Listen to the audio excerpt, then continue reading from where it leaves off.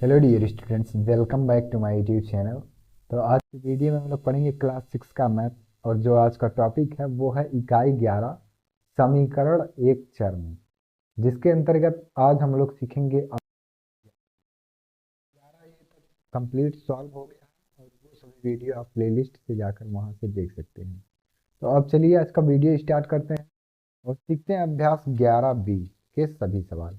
तो पहला सवाल यहाँ पर दिया है, निम्नांकित चित्र की सहायता से समीकरण बनाइए एवं यक्स का मान भी ज्ञात। तो यहाँ पर आपको दो काम करना है। तो सवाल को देखकर पहले यहाँ पर होपलेस नहीं होना है, घबराना तो बिल्कुल भी नहीं है कि सवाल यहाँ पर जो दिया है वो कैसे लगेगा। बहुत आसान होते हैं ये इस प्रकार के सवाल। तो चलिए अब यहाँ पर सॉल्व करते हैं। सबसे पहले देखिए, ये जो डिस्टेंस दिया है यहाँ से लेकर और यहाँ से यहाँ तक का जो डिस्टेंस दिया है वो यक्स सेंटीमीटर दिया है। तो लिखेंगे इसको यक्स।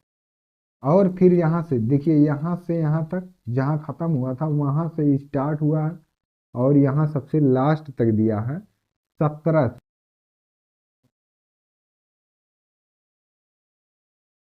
टोटल डिस्टेंस यहाँ से लेकर यहाँ तक, यहाँ से लेकर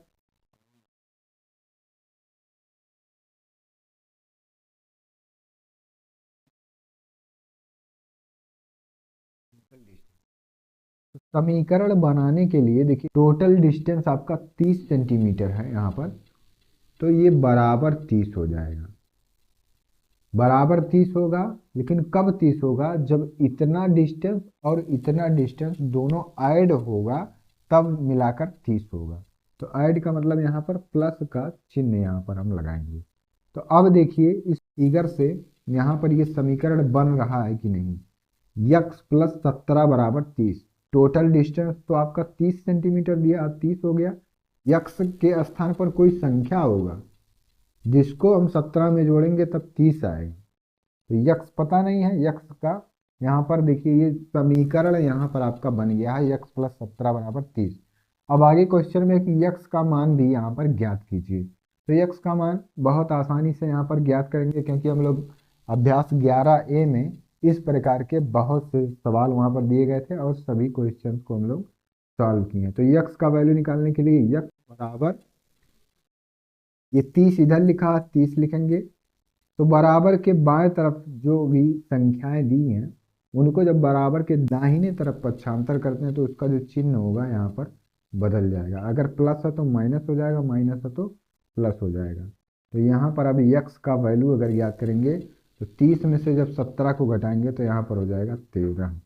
तो 13 ये आपका यहाँ पर राइट आंसर है। यक्स बराबर 13, ये आपका राइट आंसर। क्वेश्चन आपको आ गया होगा समझ में। ये आपको फिगर दिया है ये। तो यहाँ से यहाँ डिस्टेंस आपका यक्स सेंटीमीटर और 17 सेंटीमीटर। तो जब इन दोनों को हम प्लस करेंगे तो ये 30 सेंटीमीटर होगा। इतना डिस्टेंस और इतना डिस्टेंस 30 सेंटीमीटर है। अब यक्स का वैल्यू यहाँ पर रखकर और चेक करिए। तो यक्स का वैल्यू अगर 13 रखें, 13 प्लस 17 तो बराबर ये 30 यहाँ पर आ जाएगा। तो इसीलिए आपका पहला सवाल यहाँ पर सॉल्व हो गया है। तो इसमें ज़्यादा कुछ नहीं करना था, बस 2-3 लाइन का इस प्रकार का क्वेश्चन होता है जिसमें आपको X Y Z A B C D का आपको केवल मान ज्ञात करना होता है। जैसे अगर बराबर लिखा है तो बराबर के एक तरफ यक्स प्लस 2x इस प्रकार की संख्याएं करनी है आपको, और इधर 2 प्लस 4 प्लस 3 इस प्रकार का संख्या। एक जैसे जो संख्या रहेंगे, एक जैसे संख्या का मतलब चर संख्याओं को बराबर के एक तरफ रखना है और अचर संख्याओं को बराबर के दूसरे तरफ रखना है। क्वेश्चन नंबर 2 देखिए, राम की उम्र श्याम से 5 वर्ष अधिक है। यदि राम की वर्तमान उम्र 28 वर्ष है तो श्याम की वर्तमान उम्र बताइए। ये सवाल समीकरण के होते हैं जिसमें आपको ज्यादा होपलेस होने की आवश्यकता नहीं है। सवाल को पहले समझ लेना, पढ़कर 1 से 2 बार 3 बार आपको पहले सवाल पढ़ना है। ऑटोमेटिक आपको पता चल जाएगा कि सवाल में क्या करना है और क्या चीज़ें हमको दी हुई हैं, जिसकी हेल्प से हम इस प्रकार के क्वेश्चंस को इजीली यहाँ पर सॉल्व कर पाएंगे। तो अब चलिए इस प्रकार के सवाल को सीखते हैं कि ये सवाल कैसे हल होते हैं। राम की उम्र से 5 वर्ष अधिक है। यदि राम की वर्तमान उम्र 28 वर्ष है तो श्याम की वर्तमान उम्र बताइए। तो श्याम की वर्तमान उम्र ही आपको यहाँ पर बताना है। जो चीज यहाँ पर नहीं पता है उस चीज को हम यहाँ पर मानते हैं यक्स। जैसे श्याम की वर्तमान उम्र बराबर, श्याम की वर्तमान उम्र बराबर, यहाँ पर यक्स मान लेते हैं। यहाँ पर लिखेंगे माना कोष्ठक में, यहाँ स्टार्टिंग में ही आप लिख सकते हैं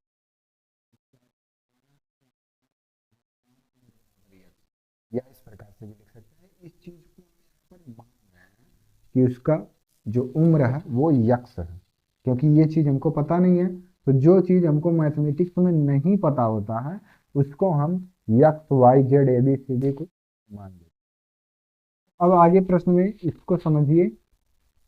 राम की उम्र श्याम से 5 वर्ष यहाँ पर अधिक है। श्याम से 5 वर्ष अधिक है राम की उम्र। तो यहाँ पर श्याम बराबर यहाँ पर लिखेंगे राम। ये आपको केवल क्वेश्चन समझाने के लिए हमें ऐसा करना है। एक तरफ श्याम लिखेंगे और एक तरफ राम लिखेंगे। तो राम की उम्र श्याम से 5 वर्ष अधिक है। श्याम से 5 वर्ष राम की उम्र अधिक है, तो इसीलिए यहाँ पर क्या करना है, श्याम में हमको +5 लिखना है। यहीं पर ही कंफ्यूजन होता है, यहीं पर आपका क्वेश्चन गलत होता है। तो गलत ना हो तो यहाँ पर इसके अपोजिट हमको काम करना पड़ता है। जैसे यहाँ पर अगर क्वेश्चन, तो राम की उम्र श्याम से 5 वर्ष अधिक है, तो श्याम का अगर क्वेश्चन के अकॉर्डिंग अगर देखें श्याम से 5 वर्ष, तो अगर मान लीजिए श्याम का 3 वर्ष है तो राम का 5 3 8 वर्ष यहाँ पर हो जाएगा। ये क्वेश्चन के अकॉर्डिंग है, लेकिन जब इसको सॉल्यूशन करते हैं यहाँ पर, तो जिसका उम्र यहाँ पर दिया रहता है कि 5 वर्ष अधिक है उसी में हमको 5 जोड़ देना है। श्याम से 5 वर्ष अधिक है तो श्याम में यहाँ पर 5 जोड़ देना है। अब आगे क्वेश्चन में इसको देखिए।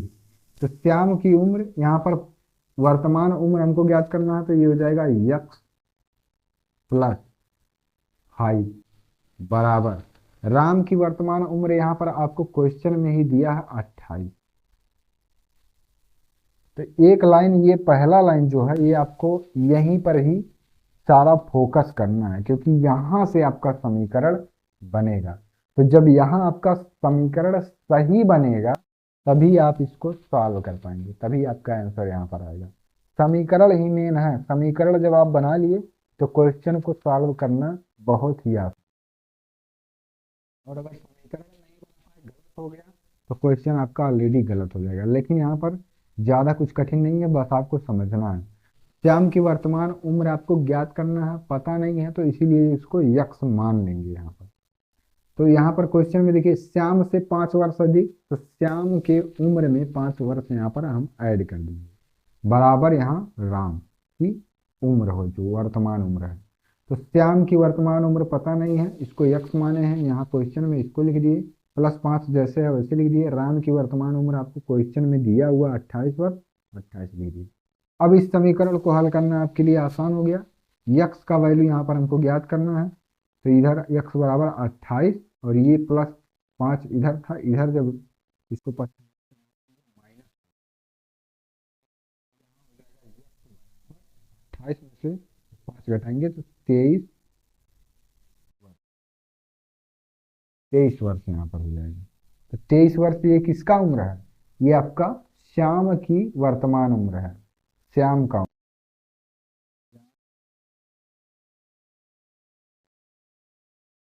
श्याम की आयु कितनी, 23 वर्ष है। अब क्वेश्चन में इसको टैली करवाइए कि राम की उम्र श्याम से 5 वर्ष अधिक है। तो यहाँ पर श्याम से 5 वर्ष अधिक है राम की उम्र, तो राम की उम्र 28 और श्याम की 23 वर्ष। तो यहाँ पर आपको क्वेश्चन जो है ये अब रीअरेंज हो चुका है कि राम की उम्र अगर यहाँ पर 28 साल है तो श्याम से 5 वर्ष अधिक है, तो श्याम की उम्र कितनी होनी चाहिए, 23 वर्ष। तो 23 में जब 5 जोड़ेंगे 5 वर्ष अधिक, तो राम की उम्र यहाँ पर 28 वर्ष आपकी हो जाएगी। ये आपका क्वेश्चन नंबर 2 यहाँ पर सॉल्व हो गया। अब क्वेश्चन नंबर 3 देखिए, किसी संख्या में 5 जोड़ने पर 15 प्राप्त होता है तो संख्या बताइए। जो चीज हमको नहीं पता है उसको हम मानते हैं यक्स। तो माना संख्या बराबर यक्स, संख्या बराबर यक्स, क्योंकि यही चीज हमको नहीं पता है, तो जो चीज नहीं पता है उसको तुरंत यक्स मानेंगे। किसी संख्या में 5 जोड़ने पर 15 प्राप्त होता है, संख्या बताइए। तो किसी संख्या का मतलब वह संख्या यक्स हो गया। 5 जोड़ने पर तो वो संख्या है आपका यक्स, 5 जोड़ने पर तो यक्स प्लस 5 कितना हो जाता है, 15 हो जाता है। ये आपका अब समीकरण बन गया। अब समीकरण जब बन गया तो हल करना बहुत आसान है। क्वेश्चन समझिए, किसी संख्या में 5 जोड़ने पर, तो किसी संख्या पता ही नहीं है, इसको यक्स मानेंगे। 5 जोड़ेंगे उसी संख्या में तो यक्स में प्लस 5 करेंगे बराबर कितना प्राप्त हो जाता है, 15 प्राप्त हो जाता है। अब इसको हल करेंगे, यक्स का मान निकालेंगे यहाँ पर, तो यक्स बराबर 15, और ये 5 इधर प्लस के साथ है, इधर भेज देंगे तो माइनस के साथ हो जाएगा। तो ये यहाँ पर हो जाएगा यक्स बराबर 15 में से 5 गया 10। तो माना वह संख्या कितना, वह संख्या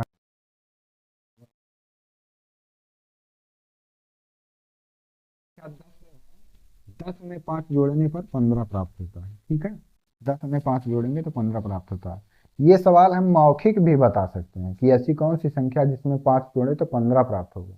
तो मौखिक भी बता सकते हैं कि 10 वह संख्या जिसमें 5 जोड़ेंगे तो 15 प्राप्त होगा। लेकिन आपको ऐसे सिस्टमेटिक यहाँ पर मैथमेटिक्स में लिखना होगा कि माना हुआ संख्या बराबर यक्स है, यक्स में जब हम 5 जोड़ेंगे तो 15 होगा, तो यक्स का वैल्यू ही आपको यहाँ पर ज्ञात करना है। ऐसा नहीं कि मौखिक इसको बताना, मौखिक तो सभी लोग बता देंगे, लेकिन इसको हल करके भी आपको यहाँ पर बताना है। एग्जाम में आपको यहाँ पर हल ही करना है। एग्जाम में मौखिक आपको कोई यहाँ पर क्वेश्चन का आंसर अगर पता है तो मौखिक नहीं बताना, वहाँ पर आपको सोल्यूशन उसका लिखना होगा। और सोल्यूशन भी ऐसा होना चाहिए, स्टेप बाय स्टेप उसमें लिखा होना चाहिए, तभी आपको। अगर आप केवल डायरेक्ट इसका आंसर लिख दे रहे हैं, किसी संख्या में 5 जोड़ने पर 15 प्राप्त होता है तो 10, और इसका आंसर आप लिख दिए कि बराबर 10, तो यहाँ पर आपको ना के बराबर यहाँ पर नंबर दिया जाएगा, क्योंकि आपने मेथड तो बताया नहीं कि किस मेथड से ये 10 आ रहा है। तो मेथड आपको वहां पर लगाना है कि 10 कैसे आया, इसको यहाँ पर आपको डिटेल में लिखना होगा। यहाँ पर भी इस सवाल को आप मौखिक बता सकते हैं, लेकिन मौखिक आपको नहीं बताना है। इसका जो कॉन्सेप्ट है, जो मेथड है, ये आपको अपने परीक्षा की कॉपी में लिखना है, तभी आपको वहाँ पर नंबर दिया जाएगा। ठीक है, तो आपको मेथड यहाँ पर सीखना है। तो क्वेश्चन नंबर 2 और 3 यहाँ पर आपका सॉल्व हो गया है। अब इसके बाद सॉल्व करेंगे क्वेश्चन नंबर 4। क्वेश्चन नंबर 4 दिया, शशि ने कुछ पेंसिलें खरीदी, 2 पेंसिल उसने अपनी छोटी बहन को दे दी। अब उसके पास यदि 3 पेंसिल बची हो तो उसने कुल कितनी पेंसिल खरीदी थी। तो क्वेश्चन है, आपको देखकर यहाँ घबराना नहीं है कि क्वेश्चन तो बहुत बड़ा है। क्वेश्चन जितना ही बड़ा होता है उसका सोल्यूशन उतना ही छोटा होता है। तो देखकर यहाँ घबराना बिल्कुल भी नहीं है। सवाल को अगर नहीं समझ में आ रहा सवाल, तो 1 से 2 बार पढ़िए, 3 बार पढ़िए, वो सवाल आपको अपने आप समझ में आने लगे इसमें क्या करना है, क्या दिया हुआ है। और यहाँ पर ऐसा कुछ नहीं है कि आपको अपने मन से यहाँ पर ज़्यादा कुछ करना है। आपको मैक्सिमम चीज़ें यहाँ पर क्वेश्चंस में ही दी हुई होती हैं, जो क्वेश्चन बहुत बड़े होते हैं। तो यहाँ पर चलिए अब सॉल्व करते हैं। उसने कुल कितनी पेंसिल खरीदी थी, शशि ने कुछ पेंसिलें खरीदी। तो यहाँ पर कुछ जो लिखा है, यही अगर ज्ञात होता तो यहाँ पर पता चल जाता। तो माना, यहाँ पर मान लेंगे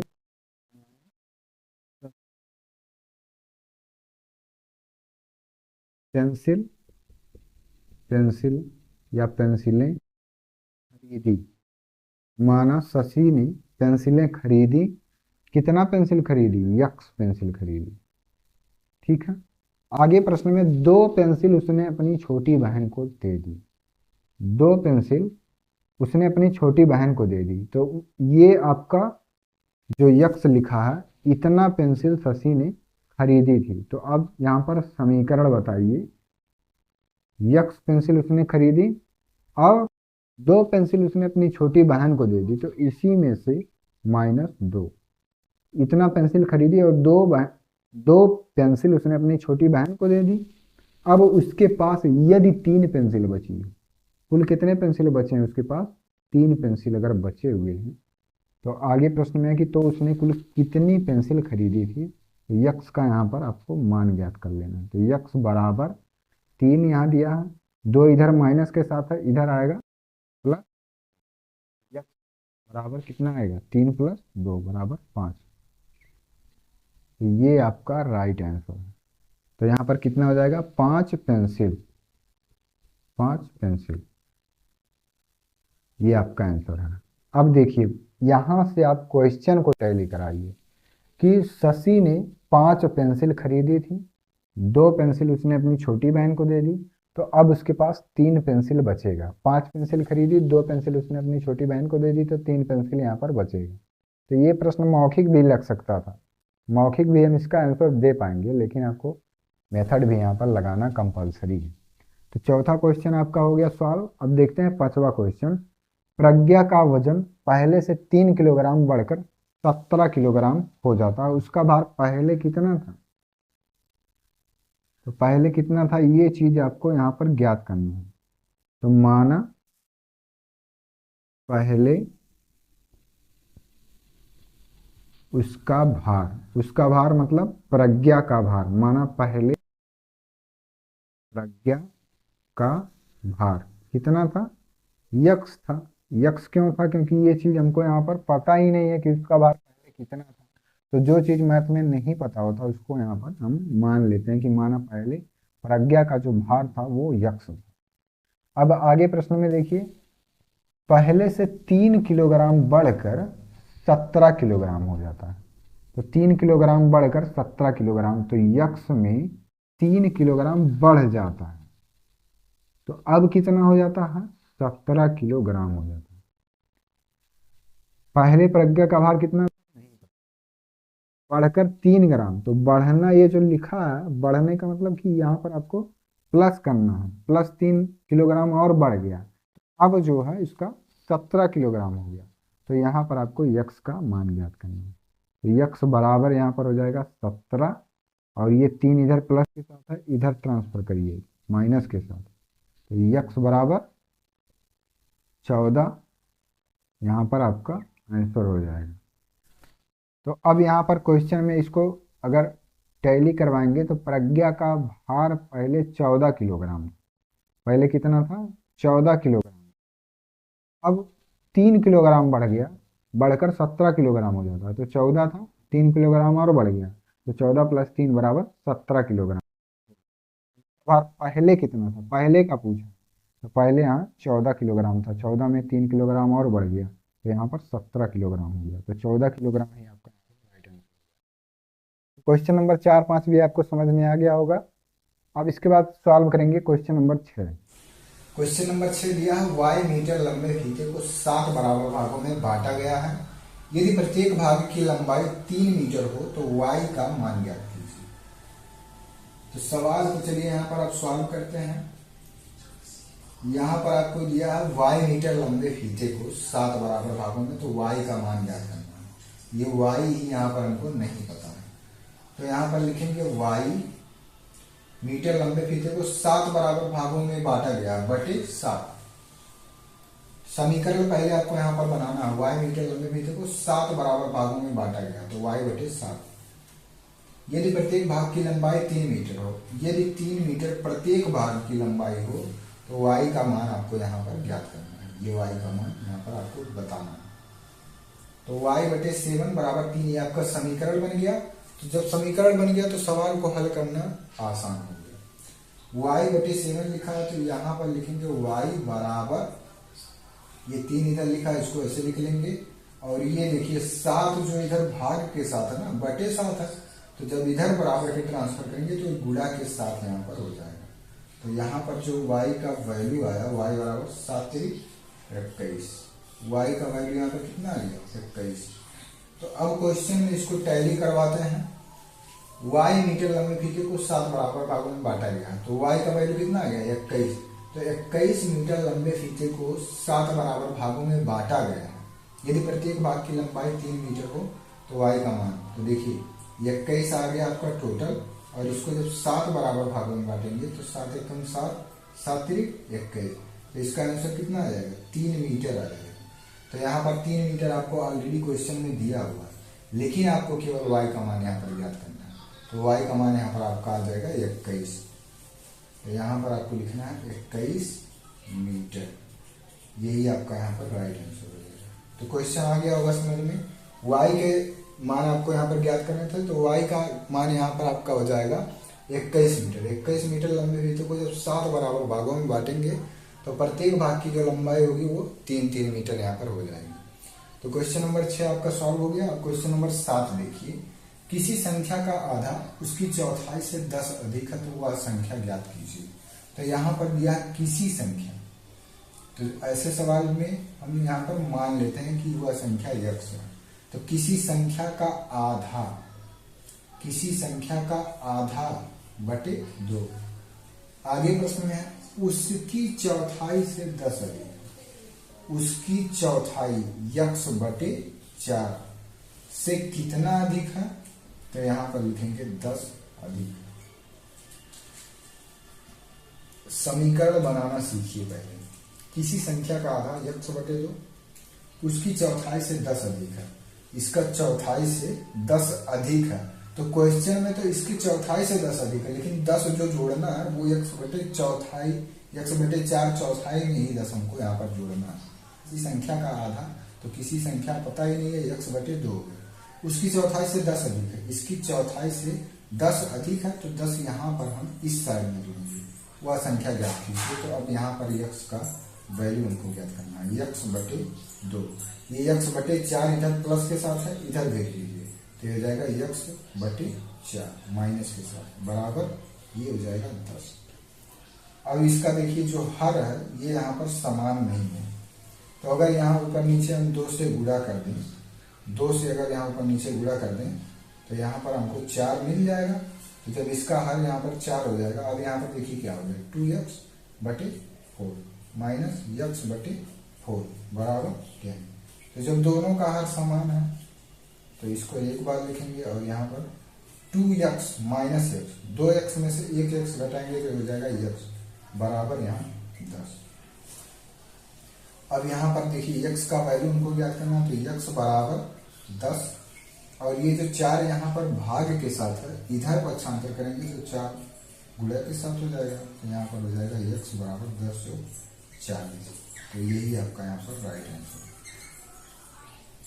तो किसी संख्या का आधा उसकी चौथाई से 10 अधिक है, वह संख्या क्या है। तो वह संख्या यहाँ पर आपका 40 है। तो इसी प्रकार से क्वेश्चन नंबर 6 और 7 भी आपका यहाँ पर सॉल्व हो गया है। तो बहुत ही आसान सवाल है यहाँ पर, बस आपको केवल समीकरण बना लेना है और ऐसे आपको बहुत ही आसानी से सॉल्व कर लेना है।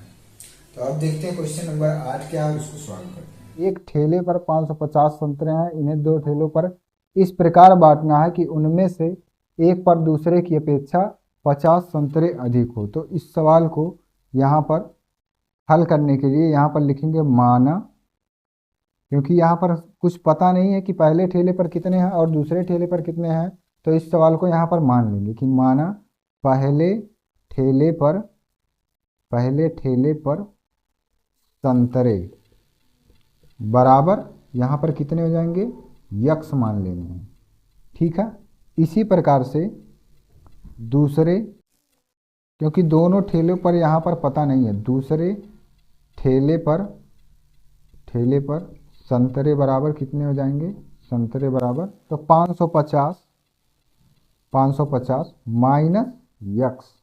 अब यहाँ पर पहले ठेले में से माइनस दूसरे ठेले के जितने भी यहाँ पर संतरे दिए गए हैं उनको यहाँ पर घटा देना बराबर, यहाँ पर क्वेश्चन में अब से देखिए, उनमें से एक पर दूसरे की अपेक्षा 50 संतरे अधिक हों, तो यहाँ बराबर हो जाएगा 50। तो यक्स माइनस 550 माइनस यक्स बराबर यहाँ हो जाएगा 50। तो ये आपका समीकरण यहाँ पर बन गया है। अब इस समीकरण को हल करिए यहाँ पर, तो ये हो जाएगा यक्स माइनस, कोष्ठक के बाहर माइनस हो तो अंदर के सभी चिन्ह यहाँ पर बदल जाएंगे, तो यक्स माइनस 550 और ये माइनस माइनस प्लस यक्स बराबर ये हो जाएगा 50। अब इसको हल करिए, यक्स और यक्स ये मिलकर हो जाएगा यहाँ पर 2x माइनस 550 और बराबर ये 50।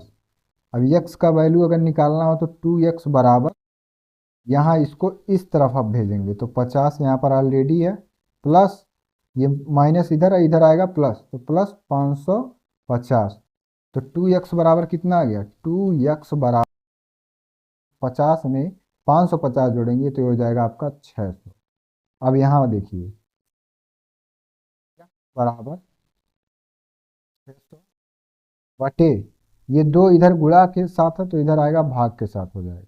तो अगर इसको इससे काट देंगे तो 2 एक कम 2, 2 तिया 6, 2 शून्य शून्य 2 शून्य शून्य, तो यक्स का जो वैल्यू आ गया वो कितना आ गया, 300 यहाँ पर आ गया। यक्स का वैल्यू कितना आ गया, 300।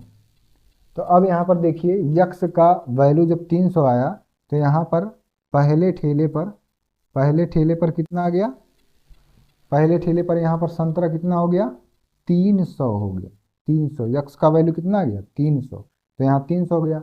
अब 550 माइनस 300 दूसरे, ये दूसरा ठेला हो गया, तो दूसरा ठेला मतलब 550 माइनस 300, 550 माइनस 300 कितना हो जाएगा, ये हो जाएगा 0, यहाँ हो जाएगा 5, 5 में से 3 गया 2, तो ये हो जाएगा 250 और ये हो जाएगा 300।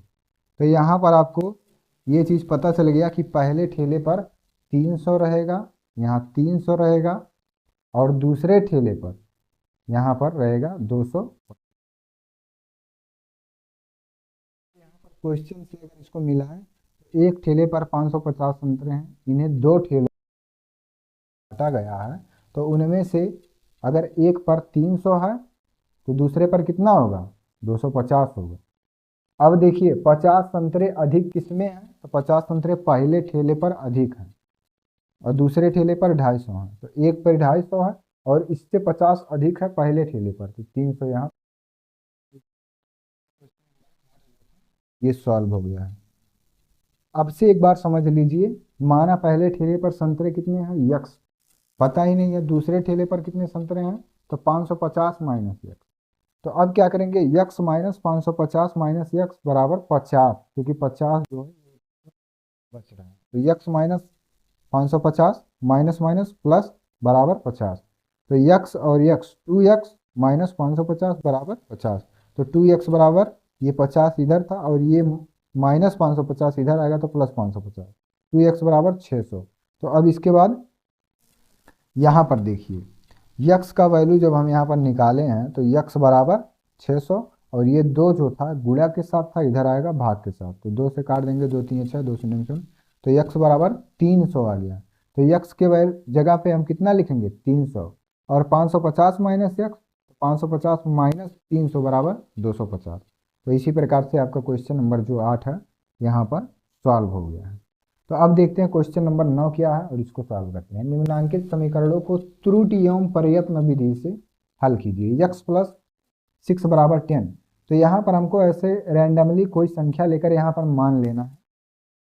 मान लीजिए यहाँ पर हम लिख लिए 2, यक्स के जगह पर यक्स बराबर 2, यदि यदि यहाँ पर लिखेंगे यदि x बराबर 2 हो तो, यदि x बराबर 2 हो तो 2 यहाँ पर रखिए, तो 2 प्लस 6 बराबर 10, तो 6 2 8 बराबर 10 होगा, तो नहीं होगा, तो ये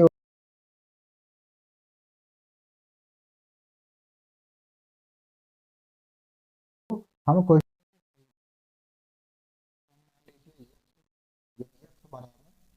यहाँ पर 4 ले लें, 4 हो तो जब x का वैल्यू यहाँ पर 4 रखेंगे प्लस 6 बराबर 10, तो 4 और 6 कितना हो गया 10, तो 10 बराबर 10, LHS बराबर RHS। तो आपको आ गया होगा समझ में कि त्रुटि और प्रयत्न विधि क्या होता है। त्रुटि मतलब ऐसे रैंडमली कोई संख्या मान लेना है जहां पर आपका ये जो 8 बराबर 10 यहाँ पर नहीं होगा, वही चीज 10 बराबर 10 आना चाहिए। तो यहाँ पर हम आपको केवल और केवल एक एग्जाम्पल लेकर बताए हैं। इसी प्रकार से आप 3 4 एग्जाम्पल ऐसे अपने मन से आप कोई भी संख्या लेकर यहाँ पर मान सकते हैं जिसके बराबर 10 नहीं होना चाहिए। फिर आपको एग्जैक्ट संख्या मानना है जिसके बराबर 10 हो, तो LHS बराबर यहाँ RHS होना चाहिए। दूसरा सवाल आप समझिए, x प्लस 9 बराबर 5 यहाँ पर दिया है, तो यहाँ पर ऐसे यदि x बराबर 3 हो तो, x बराबर 3 हो तो 3 + 9 बराबर 5, तो 9 3 12 बराबर 5। 12 बराबर 5 होगा कभी? कभी नहीं होगा। तो ये आपका त्रुटि एवं प्रयत्न विधि है। यहाँ पर देखिए, यदि x बराबर यहाँ पर -4 हो, तो अगर x बराबर -4 रखेंगे तो -4 + 9 बराबर 5। तो 9 में से 4 घटाएंगे 5 बराबर 5। तो यहाँ हो जाएगा LHS बराबर RHS।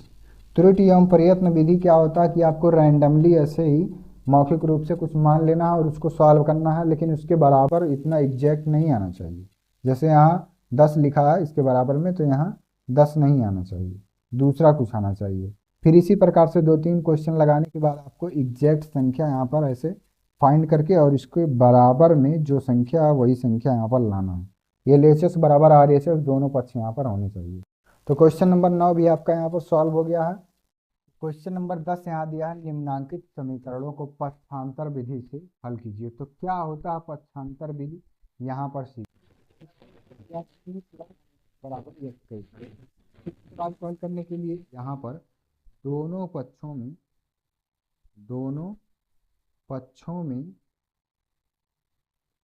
19 घटाने पर, दोनों पक्षों में 19 घटाने पर, अब देखिए यहाँ पर दोनों पक्षों का मतलब इधर भी 19 घटा दीजिए, इधर भी 19 घटा दीजिए। तो यहाँ हो जाएगा p + 19 - 19 बराबर 21 - 19। दोनों पक्ष में क्या किया, हम -19 घटा दिए हैं, तो भी -19। अब यहाँ से p का आप मान निकाल लीजिए। तो p और ये देखिए 19 प्लस के साथ है, 19 माइनस के साथ है, तो ये दोनों कटकर यहाँ पर 0 हो गया। 19 से 19 घटाएंगे 0 हो गया। तो p बराबर 21 में से जब 19 घटाएंगे तो यहाँ हो जाएगा आपका 2। तो p का वैल्यू कितना आ गया? 2। और यही 2 आपका यहाँ पर राइट आंसर। दूसरा सवाल देखिए, n-7 बराबर 8, n-7 बराबर 8। यहाँ पर क्या करना है, कुछ ऐसा काम दोनों पर जिससे कि इसका जो n का मान है वो यहाँ पर दोनों पक्षों में 7 जोड़ने पर, 7 जोड़ने, दोनों पक्षों में 7 जोड़े, अगर हम 7 जोड़ दें तब देखते हैं क्या होगा। यहाँ पर n - +7 बराबर 8 + 7, दोनों तरफ 7 जोड़, 7 इधर भी 7 इधर भी। अब यहाँ पर इसका वैल्यू कितना आ जाएगा? यह हो जाएगा n और -7 ये मिलकर 7 से 7 के 0 बराबर 8 में 7 जोड़ दीजिए तो 8 7 15। तो n का वैल्यू यहाँ पर कितना आ गया? 15। तो 15 यहाँ पर आता है। तीसरा सवाल, x - 11 बराबर 20। तो यहाँ पर लिखेंगे दोनों पक्षों में 11 जोड़ने पर, क्योंकि ये -11 है तो अगर 11 जोड़ेंगे तभी तो ये 0 होगा जोड़ने पर। तो यहाँ पर देखिए क्या हो जाएगा, x - 11 और ये +11, क्योंकि 11 जोड़ने की बात की है तो +11 बराबर 20 + 11। अब यहाँ पर देखिए क्या होगा x का मान। तो x बराबर, क्योंकि ये -11 + 11 मिलकर 0 हो गया और ये 20 और 11 जोड़ेंगे तो 31 हो जाएगा। तो x का वैल्यू यहाँ पर कितना आ गया? 31। बहुत आसान है ये सभी सवाल और आपको समझ में भी आता है। यही है पक्षांतर विधि। तो यहाँ पर दोनों पक्षों में क्या करेंगे, दोनों पक्षों में 8 घटाने पर, 8 घटाने पर, जब दोनों पक्षों में 8 घटाएंगे यहाँ देखिए तो यहाँ पर लिखेंगे 7 - 8 बराबर y + 8 - 8। तो यहाँ पर देखिए 7 में से जब 8 को घटाएंगे तो ये हो जाएगा -1 बराबर y + 8 - 8, ये 0 हो गया तो y बराबर 1 बराबर y। तो y का वैल्यू यहाँ पर कितना आ गया? -1। यही आपका यहाँ पर राइट आंसर। अब लास्ट क्वेश्चन देखिए इस प्रश्नावली का, अभ्यास 11B का। इसको समझिए, x + 5 बराबर 0। तो यहाँ किसी भी संख्या या किसी भी पद को यहाँ पक्षांतर नहीं करना है। पर दोनों पक्षों में सेम काम करना है। तो दोनों पक्षों में 5 घटाने, दोनों पक्षों में 5 घटाने पर क्या होगा? तो यक्स प्लस 5 माइनस 5 बराबर 0 माइनस, तो यहाँ पर ये +5 -5 0 हो गया, तो यक्स बराबर यहाँ पर कितना हो गया? -5। तो यक्स बराबर -5 यहाँ पर